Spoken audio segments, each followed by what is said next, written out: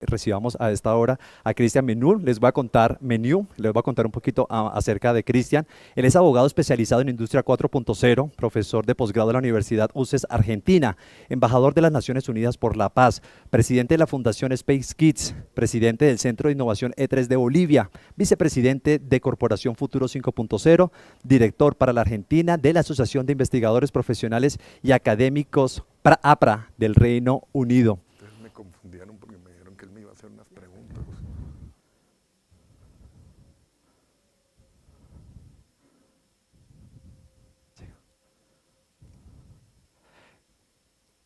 Cristian, estamos tratando en este momento de conectarlo con nosotros. Ya vamos a tenerlo en constantes segundos para hablarnos un poco de esto, de lo que es la conferencia que ha denominado Desafíos y Oportunidades para los Humanos en esta era.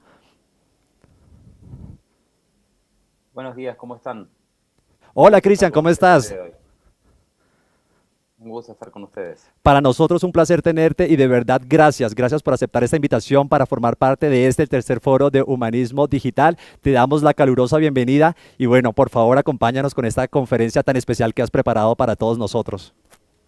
Muchísimas gracias y espero que les guste. A continuación voy a compartir pantalla para que todos puedan verla. ¿La están viendo? Perfecto, sí. Bien. Bueno, para comenzar me gustaría preguntarles y que se hagan la contestación a ustedes mismos. ¿Estamos preparados realmente para el futuro? Porque lo que vamos a ver a continuación tiene mucho que ver en relación a si estamos preparados o no para el futuro. Un futuro que luego de la situación pandémica nos ha generado un montón de incertidumbres que ya venían eventualmente con la evolución de la tecnología generando esa transformación en el ser humano. Para comenzar hablando del conocimiento, el conocimiento en el 1900 se duplicaba cada 100 años. Hoy estamos viendo que el conocimiento desde el 2020 se duplica cada 73 días y en el 2030 se va a duplicar cada 12 horas. Esto trae consigo también que estemos viendo una fusión de la realidad, ¿no? Comenzamos teniendo la primera realidad, que es la realidad física, que eventualmente es todo lo que podemos tocar, sentir y hacer en esta realidad. Y luego desde 1980, con la aparición de los celulares, que se podría decir que comenzó a ser la extensión de nuestros cerebros porque comenzamos a delegar de determinadas actividades de nuestro cerebro al dispositivo, comenzamos a vivir una segunda realidad.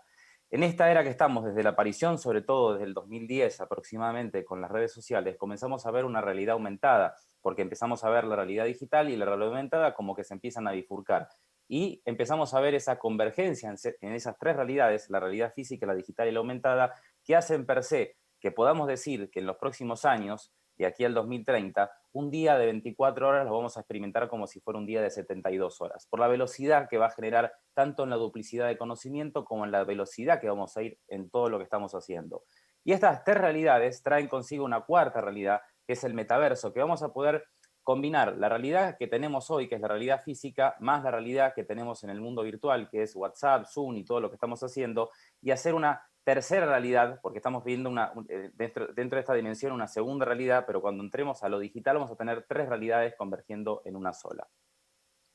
En ese mundo que está convergiendo la realidad física, digital y aumentada y que va a dar lugar al metaverso, estamos viendo un mundo de empoderados y dominados, un mundo donde ya no hablamos de ricos y de pobres, estamos hablando de aquellas personas que están potenciando realmente su cerebro para estar preparados realmente para estos cambios exponenciales que van a venir. Ahora, los dominados son aquellas personas que antes de la situación pandémica estaban ya gobernados por los algoritmos porque no están tomando conciencia de que si nosotros no tomamos control de nuestro organismo y de nuestro ser, probablemente los algoritmos, como dice Yuval Harari, terminen conociéndonos más de los que nosotros nos conocemos a nosotros mismos. Hubo tres revoluciones importantes a nivel mundial. La primera podríamos decir que fue la revolución cognitiva de hace 70.000 millones de años, la segunda que dio lugar hace 12 millones de años, 12.000 millones de años, y la tercera, la revolución de la ciencia, que fue a partir del siglo XVI. Ahora estamos viendo que se aproxima una cuarta revolución que no hablamos de una revolución industrial, estamos hablando de una revolución humana, una transformación humana, que la primera clave la tiene el proyecto del genoma humano, que fue lanzado en 1990. Y en el año 2013, un proyecto lanzado por Obama en el Congreso de Estados Unidos, comenzó el proyecto BRAIN. Estas dos claves dan un inicio a lo que va a ser la cuarta transformación que tiene que ver con la transformación de nuestro cerebro, donde ya comenzamos a hablar de una tecnología de fusión cerebro-computadora, donde comenzamos a ver un montón de dispositivos en China, el BrainTalk, el Neuromatrix, en Estados Unidos el Neuralink, y accesorios para potenciar nuestro cerebro, pero también para tener en cuenta que corremos el riesgo de que puedan leer nuestras frecuencias cerebrales. Mucho de eso estamos en este momento viendo en esa guerra nueva que está teniendo el mundo, que hablamos de una guerra cibernética por la conquista del cerebro humano. Ya no hablamos de la conquista de lo físico, sino hablamos de la conquista de lo intangible, del potencial de lo más recógnito e importante que tiene el ser humano después del corazón, que es el cerebro. Y ahí el 5G juega un valor importantísimo en ese dominio geopolítico y social, porque estamos hablando que a través del 5G, que no es una aplicación para los celulares o no tiene que ver con la movilidad, tiene que ver más con los avatares humanos, con los drones y aviones autónomos, con la posibilidad de poder leer las frecuencias cerebrales y de hacer ataques ciberfísicos en tiempo real. Eso es lo que es el 5G. De hecho, hay 2 proyectos militares en Estados Unidos y en China en el tema de cómo conquistar al cerebro para luego poder, con esa conquista del cerebro de determinados humanos, hacer una diferencia biológica y luego una diferenciación en lo que se refiere a las castas tecnológicas. En el caso de China estamos viendo que quieren promover la computación inspirada en el cerebro y en la tecnología de la fusión cerebro-computadora. Y en Estados Unidos el objetivo es inyectar nanopartículas difícil la palabra, magnetoelectrónicas que puedan mover a través del torrente sanguíneo para generar así, identificar las señales, inclusive que antes de que el cerebro las piense, en un dispositivo electrónico puedan aparecer.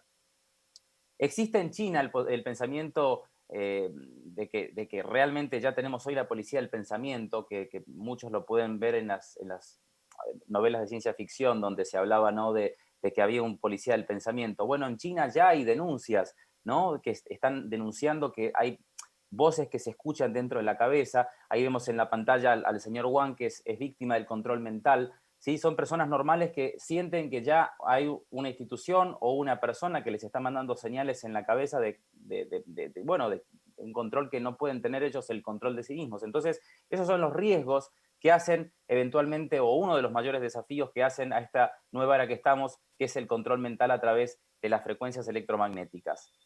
El uso de la inteligencia artificial para leer las frecuencias cerebrales en tiempo real es algo que ya lo estamos viendo en China, en diferentes escuelas. En el caso que estamos viendo en una foto, cómo los chicos están aprendiendo de forma personalizada, pero la inteligencia artificial les va controlando y monitoreando todo lo que está pasando dentro de sus cerebros. Esto hace que podamos decir que nace una nueva era donde los desafíos de la humanidad 2.0 ya no son solamente tecnológicos. Estamos hablando de la creación de nuevos seres.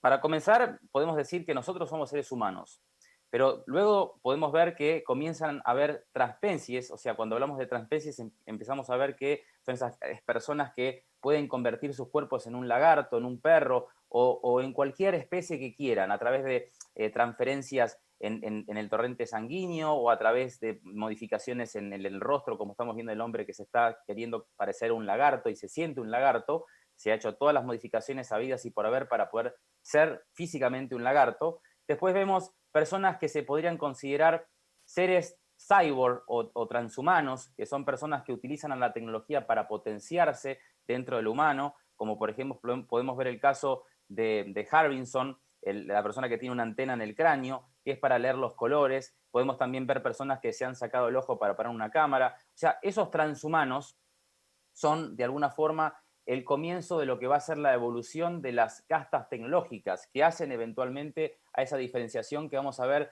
que ya no tenemos que hablar de una humanidad como la conocimos, sino tenemos que hablar de una humanidad donde los humanos, los seres sintéticos, que son los robots como Sofía, los humanos, los transespecies y los superhumanos, van a convivir dentro de esa era que es denominada 5.0, porque bien como decía mi antecesor, en la industria 4.0 estamos hablando de que la tecnología puede ser que nos reemplace, pero el humano tiene que seguir siendo importante, y es donde viene la transformación del ser humano, porque mientras más avance la tecnología, mientras más avance la inteligencia artificial, nosotros tenemos que priorizar lo humano, priorizar la inteligencia emocional, la resiliencia, la humildad, ¿sí? O sea, la solidaridad, la compasión, que son cosas que hacen al ser humano, el trabajo en equipo, el aprendizaje constante, y tener en cuenta que en esta era ya no tenemos que impartir el conocimiento a través del corazón como un órgano más, sino que el corazón es el nuevo cerebro que tenemos que enfocarnos, porque todo lo que va a ser la eficiencia, todo lo que va a ser lo perfecto, va a estar en la inteligencia artificial.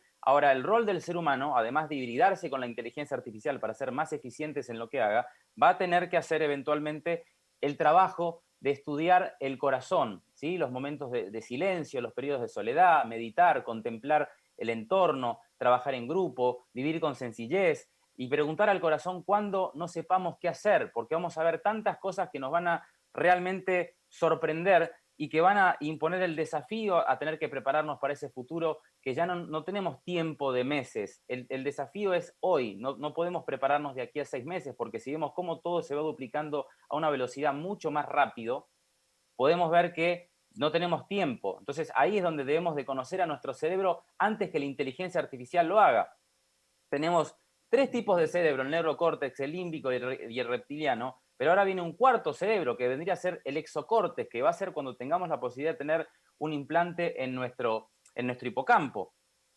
Y hay un tercer cerebro que muchos no le ponen en cuenta, que es importante tenerlo, que junto con el corazón y el cerebro, a través del nervio óseo, se unen los tres, que es el sistema digestivo, que hace que justamente tengamos esa coherencia a nivel personal, que es muy necesaria para poder abordar esos desafíos. Y las características más o menos, para no ampliar mucho, porque no tenemos mucho tiempo en lo que es el tercer cerebro, podemos decir que en el sistema digestivo se produce el 95% de la serotonina y el 50% de la dopamina. De cada 10 comunicaciones establecidas entre el cerebro y el intestino, 9 parten digamos, del cerebro del intestino. En el sistema nervioso podemos ver que entérico se localizan millones de neuronas que son neurotransmisores que podríamos decir virus, bacterias. Todos esos elementos se regulan dentro de nuestro bienestar, que está dentro de nuestro organismo, que justamente cuando estamos en coherencia con los 3 cerebros, con el sistema digestivo, con el corazón y con el cerebro, podemos actuar en concordancia y podemos estar preparados para ese futuro, donde la razón está en el cerebro, la emoción está en el corazón y el instinto en el sistema digestivo. Esa importancia de conocernos a nosotros mismos es importante, porque mientras más haya todo este potencial tecnológico, más necesario es conocernos a nosotros mismos. Solamente para poner un dato, el cuerpo humano está compuesto por 50 trillones de átomos, ¿sí? Y cada de esos átomos están compuestos de un potencial eléctrico de 0.7 volts de energía, es decir, que todo nuestro cuerpo tiene un potencial eléctrico de 3.5 volts de energía. A su vez tenemos las neuronas espejo que estamos aprendiendo a través de la experiencia y somos el resultado del sentimiento, la emoción y el pensamiento. Eso crea una realidad en nosotros mismos. Eso es importante tenerlo en cuenta porque estamos generando tantos datos que estamos generando una humanidad aumentada. Cada persona en este momento está produciendo 1.7 megabytes de información por cada segundo. Se predice que la demanda mundial en datos va a crecer un 33% en zettabytes del 2018 a 175 zettabytes para el 2025. ¿Esto qué hace? Esto genera que tengamos una crisis de datos, que no sepamos dónde almacenar tantos datos y que pensemos que la única solución a toda esta problemática que estamos teniendo es que vaya a nuestro ADN la información. O sea, para tener en cuenta algo que es muy importante, todo el Big Data de la humanidad podría ser almacenado en un solo kilo de ADN.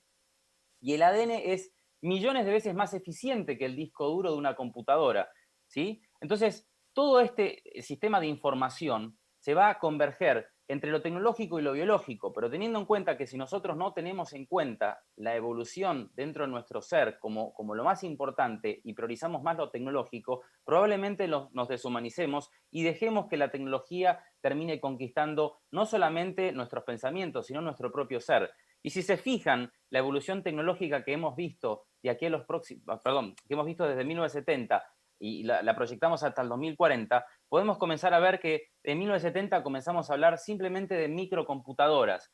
En el año 2030, y estamos a pasitos de esa realidad, ya vamos a hablar de seres artificiales, vamos a hablar de la computación cuántica que va a permitir, por ejemplo, crear el quinto estado de la materia, el Bose-Einstein, que va a permitir que todos los átomos del cuerpo humano puedan convergerse en uno solo y poder teletransportarse a otras dimensiones y hacer cosas que son inimaginables. Pensar en la inmortalidad, pensar en personalizar realmente el cuerpo humano en lo que se refiere a la tecnología, la educación y un montón de cosas más, como por ejemplo lo que es la vida interplanetaria. Esa es la evolución tecnológica, pero es muy importante ir con la evolución tecnológica de la mano de la evolución humana, porque si eso no lo logramos, probablemente, como decía antes, estemos muy doblegados a lo que los algoritmos nos digan que tengamos que hacer. Y mucho de eso lo comenzamos a ver en lo que fue la evolución del Internet. En 1983 comenzamos a ver que el Internet simplemente era de información, y eso lo comenzamos a ver desde 1983 hasta el 2020. Desde este año comenzamos a ver un nuevo mundo que tiene que ver con el Internet de la conexión, un Internet de la conexión que eventualmente es porque se está creando una nueva globalización que está pensada ya no en lo físico, sino en la conectividad. Por eso estamos comenzando a hablar de la conectografía, y estamos hablando ya de la democratización y de la globalización de la inteligencia, que va a permitir justamente el 5G, porque no va a haber latencia en la comunicación, porque vamos a poder mutar nuestro cuerpo en un cuerpo virtual y poder tener un avatar físico que va a ser como nosotros, pero que no va a ser como nosotros en el sentido de que va a tener conciencia, pero sí que va a responder por nosotros cuando nosotros no podamos. Y ese es el Internet de la conexión, para luego dar lugar al Internet de la virtualidad, donde sí ahí entra en efecto todo lo que va a ser el metaverso, la realidad de converger absolutamente las tres realidades que hablé antes y crear una propia realidad que sea la del metaverso, y que ya los desafíos del ser humano no sean solamente lo que veamos en esta realidad, sino también en lo que veamos en la realidad virtual, porque probablemente, como dice el creador Jason Aaron de la realidad virtual, podamos ver que la realidad virtual va a ser 100.000 veces más adictiva que lo que podemos considerar hoy como drogas adictivas. Entonces ahí va a venir un montón de riesgos, o sea, no va a solamente ser esta cuestión de cuánto tiempo tenemos que estar conectados. Va a haber gente que se va a suicidar dentro de esa conexión en ese metaverso por la liberación de dopamina que le va a generar. Y mucho tiene que ver si hoy estamos viendo el celular más de 140 veces al día y tenemos una adicción por las notificaciones. Imagínense lo que va a ser sentir, experimentar en ese mundo virtual.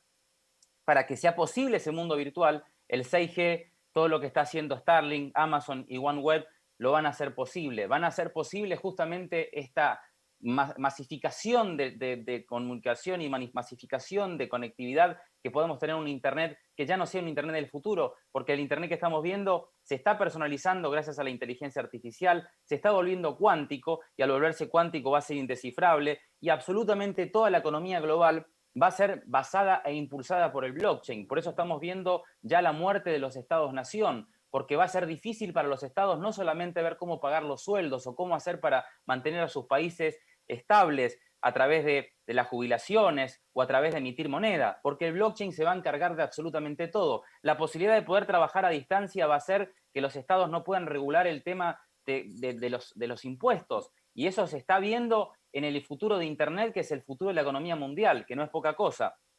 Y en ese futuro de la economía mundial entra el Internet de los sentidos, donde está relacionado al metaverso, sí, porque yo voy a poder sentir, tocar y hacer lo que quiera dentro de un mundo virtual y poder elegir en qué realidad estar. Voy a también poder pensar en una economía del metaverso que se está hablando que va a hacer la economía del metaverso una economía más importante que la economía física en el año 2040-2045. Y eso va a generarnos la posibilidad de pensar que la realidad está fusionada y que genera un gran y un vasto nivel de oportunidades, que ya no hablamos de que si vamos a tener trabajo o no, sino el alcance mental que tengamos. Y el ser humano en sí tiene dos posibilidades en este momento. Una es detener el progreso tecnológico, ¿sí? Porque si detenemos el progreso tecnológico, bueno, vamos a detener todas estas cuestiones que nos traen un montón de desafíos. Y la otra es seguir progresando tecnológicamente y alcanzar la singularidad tecnológica, con el riesgo de que probablemente si alcanzamos esa singularidad tecnológica podamos quedar ausentes o carentes de importancia dentro de la sociedad. Y eso es lo que cada uno de nosotros va a tener como compromiso, porque el compromiso es personal, no tiene que ver a través de una institución, un país, un continente, tiene que ver eventualmente con esta transformación humana que estamos viviendo cada uno de nosotros. Cuán preparados estamos o cuánto nos estamos preparando para esa transformación que hace que eventualmente, digamos, que no va a haber diferenciación social digamos, en un país o una nación, sino vamos a ver diferentes grupos sociales dentro de una ciudad que van a estar evolucionadas, o en el grupo de los dominados o en el grupo de los empoderados, pero no va a haber esta cuestión per se de que un gobierno o una institución nos va a impulsar. va a ser de nosotros mismos esta transformación que va a generar el cambio dentro de nuestras propias familias. O sea que el cambio y los desafíos personales que se vienen de aquí al 2032 tienen que ver eventualmente con cómo vamos a llevar esa transformación humana, porque dentro de los desafíos que cada uno de nosotros tenemos que comenzar ya desde hoy a trabajar, es primero comenzar a estudiar cómo va a haber diferencias biológicas y qué es lo que va a generar el método CRISPR-Cas9 en cada uno de nosotros. Comenzar a estudiar qué es esto de la superinteligencia artificial. ¿Vamos a llegar sí o no a la singularidad tecnológica? ¿Cómo nos va a afectar en el caso de que pase? ¿Cómo les va a afectar a nuestros hijos? Ver los derechos de los transhumanos. No estamos trabajando en América Latina ni en instituciones del futuro y estamos teniendo organizaciones que promuevan estos derechos transhumanos, que no tiene que ver con una cuestión política o una cuestión ideológica, tiene que ver con una evolución tecnológica que hace que se pueda fusionar con lo humano y que si eso no se regula, las diferencias sociales, económicas y políticas van a ser muy grandes. La privacidad mental. Si nosotros no tenemos privacidad mental, porque se nos está diciendo que probablemente en Facebook se nos metan pensamientos de publicidad o que se nos puedan modificar patrones de conducta porque haya un gobierno, una institución que regule justamente lo que tenemos que pensar y sentir, bueno, ahí entra lo que Rafael Yuste, el científico que comenzó con Obama en el 2013 el proyecto Brain, hace que podamos decir que sí, hay un proyecto que fue elaborado por el gobierno de Chile y presentado en Naciones Unidas para que justamente tengamos derechos del cerebro. Y estos neuroderechos, si bien van a ser impartidos a través de una organización, ¿cómo nos vamos a preparar cada uno de nosotros para ese desafío de pensar de que probablemente de aquí a los próximos 10 años no tengamos privacidad mental? Y en cuanto a la motivación personal, con todos los desafíos que se vienen, sumado a las crisis que tenemos actualmente, que no están tan relacionadas con la cuestión tecnológica, sino por cuestiones políticas, por cuestiones ambientales y sobre todo por cuestiones sanitarias, hacen que nosotros tengamos que sí o sí ponernos el desafío de estar motivados diariamente, porque de lo contrario vamos a estar muy complicados con todas las cosas que se vienen. Como dice Niño Becerra, el que no trabaje o aquellos países que no produzcan en materia de lo que es el conocimiento probablemente tengan tres alternativas. La primera, el subsidio universal básico. La segunda, la legalización de la marihuana para poder dopar a toda la sociedad y que la sociedad no se motive a trabajar y que se quede conforme con ese subsidio universal. Y la tercera, tener entretenimiento, cada vez más fútbol. ¿Por qué se quiere ahora crear un mundial cada 2 años? Tener a la gente entretenida. ¿Para qué? Para ser más fácil y dable de ser dominada, ¿sí? Y en cuanto a lo que es la legislación de la inteligencia artificial, la Iglesia ha tratado con las distintas corporaciones de legislar toda esta cuestión de la inteligencia artificial, pero es muy poco lo que se está haciendo, porque si comenzamos a ver cuestiones como la que dijo el director de NVIDIA hace un año, dijo que en el 2023 vamos a tener computadoras o supercomputadoras que van a tener la posibilidad de cómputo de 20 exaflop, cuando nuestro propio cerebro tiene la capacidad de cómputo de 3 exaflop. Eso sin ninguna duda es en 3 años, no estamos hablando de 10, 15 años. El calentamiento global, que no es un tema menor y que la tecnología y el uso de las debidas tecnologías que hacen a que el calentamiento global no sea un problema, es algo que se tiene que tratar. Y la economía espacial, que es necesario que en América Latina se comience a trabajar en todo lo que es el desafío y la oportunidad que genera no solamente la industria espacial, que el 88% de los materiales que se están creando solamente en China son creados gracias a que se está invirtiendo en industria espacial. Aquí en América Latina hablamos de la pacificación de la parte geopolítica que genera toda la parte espacial, pero no estamos pensando en crear una educación espacial para lo que es los desafíos, dentro de los desafíos, lo que va a significar tener sociedades preparadas en educación espacial. El problema de la humanidad no es que la inteligencia artificial sea más inteligente, sino que el ser humano deje de soñar. Por eso es muy importante que cada uno de ustedes no deje de pensar en que en ustedes está la posibilidad de ser mejores personas y en ustedes está la posibilidad de ser disruptores. Por eso no dejemos de soñar y sigamos creciendo. Muchísimas gracias. Y Cristian, por tu conferencia, de verdad que nos abre la mente y bueno, nos invita también a hacerte muchas preguntas porque quedamos con muchas inquietudes también con este tema tan interesante que has tocado. Y yo quiero empezar con una en particular, que también lo hablabas ahorita un poquito del metaverso, y también tenemos noticias de que Facebook precisamente está interesado en involucrarse un poco más con este mundo del metaverso. Esta pregunta la hace Marcelita desde Bogotá. ¿Cómo es este interés y esta noticia que Facebook también está interesado un poco en este metaverso?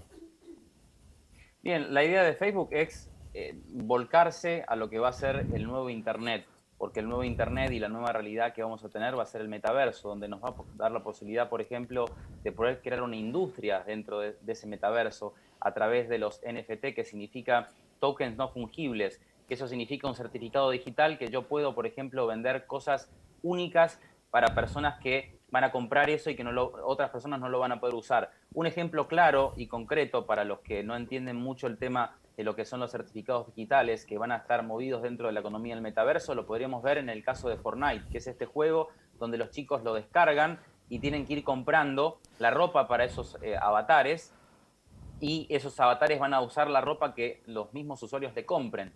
Ahora, esa ropa que compren probablemente no va a ser, digamos, comprada por otra persona, porque ya fue comprada por los chicos que eligieron esos, digamos, trajes o accesorios adicionales. Imagínense lo que va a ser comprar en el metaverso, que ya está pasando en Estados Unidos, propiedades, ¿sí? En un lugar específico dentro de ese metaverso, tener la posibilidad de comprar un departamento o tener la posibilidad de comprarse un pasaje para ir a la luna dentro del metaverso. O sea, ya no pensamos en la realidad como esta realidad que está manejada por los 5 sentidos, que es una realidad bastante obtusa y bastante, digamos, programada por nuestro cerebro. Y mucho tiene que ver justamente con esa cuestión de que nuestro cerebro, en definitiva, nos crea la realidad y nos muestra lo que nosotros hemos sido adoctrinados los primeros 7 años de vida a través del subconsciente. O sea, solamente el 5% de la realidad está visto como lo estamos viendo, porque después el 95% es una formación de nuestro entorno de los primeros 7 años de vida, donde nosotros no teníamos conciencia, y luego de esos 7 años de vida, cuando ya generamos la conciencia,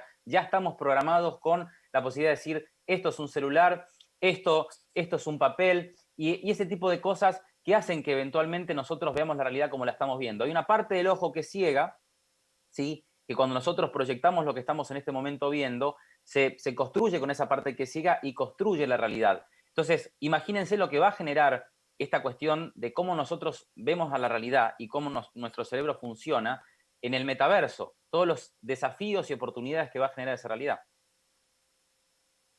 Tengo también otra pregunta acá que nos hace uno de nuestros asistentes mediante el chat, y es, ¿en qué consistía el horizonte evolutivo humano para la evolución digital? Esta pregunta nos la hace Tomás Obando desde la ciudad de Valledupar. ¿En qué consiste? Perdón, no escuché bien. ¿En qué consistía el horizonte evolutivo humano para la evolución digital? Bueno, en cuanto a ese tema, yo creo que lo humano siempre va a ser prioritario en virtud de que nosotros comenzamos siendo humanos y tenemos que seguir siendo humanos, pero en definitiva, cuando se empieza a fusionar la tecnología con lo humano, comenzamos a ver que hay esa diferencia de que ya no podemos hablar de los derechos humanos como derechos humanos, porque los derechos humanos como tal han sido creados sin tecnología. Ahora, cuando comenzamos a ver que se empieza a fusionar lo humano con lo tecnológico, cuáles son, digamos, los propósitos que se tienen que crear para esa evolución. Y creo que mucho de lo que se viene a continuación nos invita a la reflexión, porque si nosotros nacimos siendo humanos, rodeados de la posibilidad de utilizar instrumentos tecnológicos, pero ahora esos instrumentos tecnológicos se empiezan a incorporar en nuestro cuerpo o empiezan a darnos la posibilidad de bifurcar las realidades, hace que justamente cada uno de nosotros tenga un compromiso de analizar esta cuestión de lo humano y lo tecnológico desde lo personal, sin que otra persona u otra institución o un gobierno te diga qué es lo que realmente tiene que ser. Este análisis creo que parte mucho de lo que uno tiene que considerar, no tanto de lo que pueda sacar en libros. ¿Puedes ampliar el concepto de humanidad aumentada? Perfecto, sí. Humanidad aumentada va a ser justamente cuando nosotros tengamos la posibilidad de aumentarnos como nosotros mismos, seres físicos, en seres artificiales, ¿sí? Hoy lo podemos ver con este concepto de los digital humans. Digital humans que en principio pueden ser personas que no existen, ¿sí? Con esta empresa MetaHuman, que lo que hace es venderte humanos que no existen, pero también existe la posibilidad que tú te puedas replicar. De hecho, yo tengo un humano digital que hace conferencias siendo yo, pero en realidad lo que yo hago es lo programo para que hable por mí. Ahora, puede haber otros humanos digitales que también puedan dar conferencias, pero que en definitiva no existan como tales en la realidad física, que tengan un nombre que no existe o que sea una persona que no existe, pero que tú la veas como que sí realmente existe. Esa posibilidad de poder aumentarnos como seres físicos en seres digitales no por el uso de las redes sociales, sino porque la cantidad de datos va a significar que nosotros podamos no solamente vivir en otra realidad, sino que podamos duplicar nuestro ser en un ser digital. Ahora, la posibilidad de que ese ser digital tome conciencia es lo que se está cuestionando y que en muchos casos se dice que es posible o no. En el caso de un científico como Roger Penrose dice que no es posible porque la conciencia que tenemos está en los microtúbulos de las neuronas y eso va a ser muy difícil que se pueda replicar en un cerebro artificial.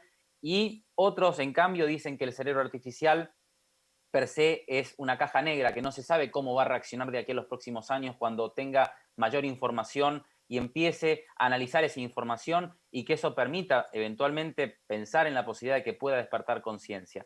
El resultado de esa humanidad aumentada va a ser justamente no con el 5G, sino con el 6G, que nos va a permitir poder no solamente estar en un mundo virtual, sino que podamos converger la realidad física y digital en una sola realidad, que podamos decir, por ejemplo, yo no me quiero meter en el metaverso, yo quiero que tú estés ahora sentado al lado mío y que sea tu avatar. Entonces, a través de una luz que esté en el dispositivo donde estoy hablando ahora, tú salgas y te sientes y yo te pueda dar la mano y podemos conversar. Eso sí, tú no vas a poder tomar lo que yo estoy tomando, pero sí vas a poder sentir por ahí lo que yo te toque el hombro, vas a poder estar físicamente en el lugar y esto va a generar justamente una humanidad aumentada.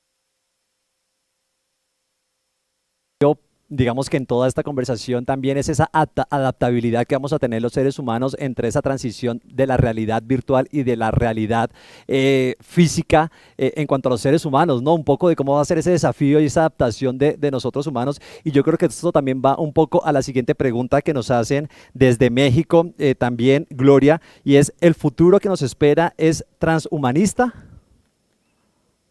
Bueno, eso es una muy buena pregunta, porque creo que nosotros desde que nacemos somos transhumanos, porque vamos evolucionando y lo primero que vimos en evolución como seres humanos fue el uso del fuego, la creación del fuego. Se podría decir que fue la primera tecnología que hizo que nosotros podamos sentirnos transhumanos, que vamos evolucionando. La palabra transhumano en muchos casos está satanizada porque se habla de cuestiones que lo relacionan con lo religioso, que ser transhumano es algo malo. Yo creo todo lo contrario. Yo creo que el ser transhumano significa evolucionar, prosperar, mejorar, siempre y cuando tengamos en cuenta que hay un límite dentro de esa aumentación y siempre teniendo en cuenta que lo más importante dentro de todo lo que hace esta realidad tecnológica humana es el ser humano y es el enfoque de todo esto es mejorar al ser humano. La cuestión es que hay, como en toda cuestión, en la política, en la parte deportiva y en todas las cuestiones que hacen a la sociedad y al mundo en sí, el mundo como es, hay gente que trivializa o que no dice bien el concepto de lo que es el transhumanismo. El transhumanismo, si bien podríamos decir que para muchos es algo malo porque la posibilidad de convertirse en inmortal para muchos es algo malo, para otros es una posibilidad.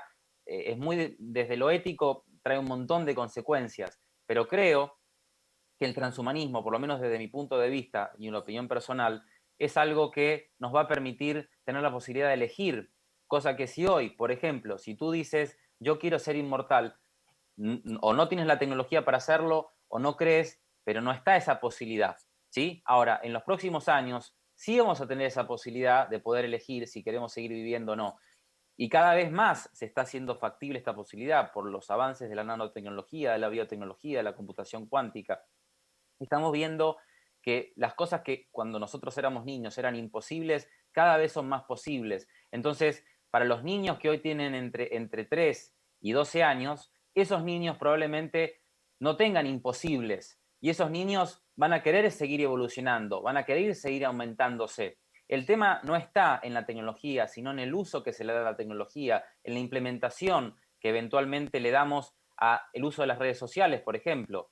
Y eso creo que va a pasar exactamente lo mismo con el futuro. El futuro va a ser transhumano, pero va a traer un montón de desafíos porque probablemente veamos castas tecnológicas, veamos castas biológicas a través del método CRISPR-Cas9, que va a producir justamente humanos perfectamente diseñados, ¿sí? Que eso, si no se legisla, si no se regula, va a tener problemas para los que no tengan esa posibilidad o no tengan el conocimiento de esa tecnología o no tengan la posibilidad de legislar sobre eso. El problema no es la tecnología, el problema es la falta de legislación. pero sin ninguna duda el futuro es transhumano, pero es un mundo que va a ser muy desafiante para los que no se preparen, y para los que se preparen va a ser un mundo fascinante.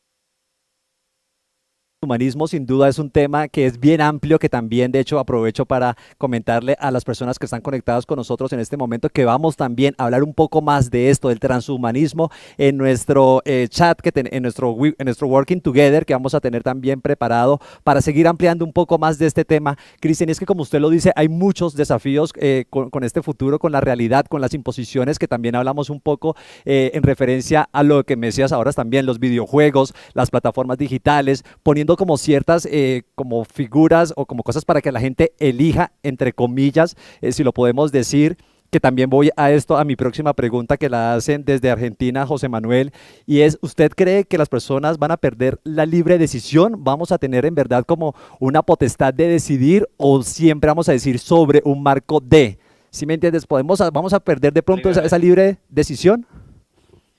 Bueno, en cuanto a lo que es el libre albedrío, yo lo que diría es, en un comienzo hablé, ¿no?, de la inteligencia del corazón, y creo que esa es la inteligencia que nosotros tenemos que desarrollar como seres humanos, o sea, porque hemos, sobre todo desde Descartes, que decía pienso, luego existo, hemos idealizado que nuestro cerebro es lo más importante que tenemos, pero el primer órgano que nosotros tenemos cuando empezamos a generarnos dentro del útero de nuestras madres es el corazón, no es el cerebro. Y dentro del corazón hay 40.000 neuronas, y dentro de esas neuronas, que a diferencia de las neuronas que tenemos en nuestro cerebro, son neuronas sensitivas que presienten lo que puede pasar, y eso está estudiado, hace que podamos decir que ahí está la clave.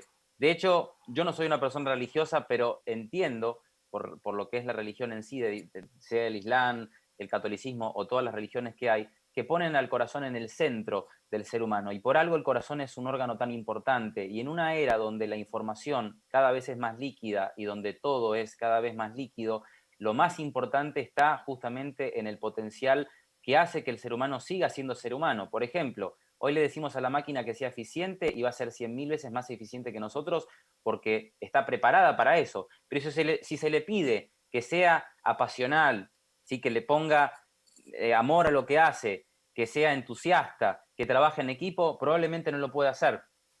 ¿Sí? Tal vez sí empieza en las soft skills o en las habilidades blandas, empieza a conocer lo que es la empatía a través de la lectura de los algoritmos, ¿no?, que genera la lectura de mi cara, pero no en esas cuestiones que son per se bien humanas, como por ejemplo el amor, la pasión, la inquietud, la intuición. Esas habilidades son justamente las habilidades que no se están hablando y que sí se tienen que enfocar en esta era más que nunca, porque la información o el conocimiento que hoy tenemos cada vez es más líquido y no nos sirve. Hoy una carrera universitaria la terminamos y a los 2 meses tendríamos que estar haciendo un posgrado, y a los 2 otros meses otro posgrado, porque el conocimiento se duplica cada vez más rápido, entonces el conocimiento se me escapa de las manos. Hoy nadie se puede sentir un científico de algo o un maestro de algo porque el conocimiento se le escapa a la velocidad de procesamiento de nuestro cerebro. Tal vez a las máquinas no. Lo que no se nos puede escapar y lo que sí tenemos control es justamente en lo que hace que nosotros seamos seres humanos, que es el amor,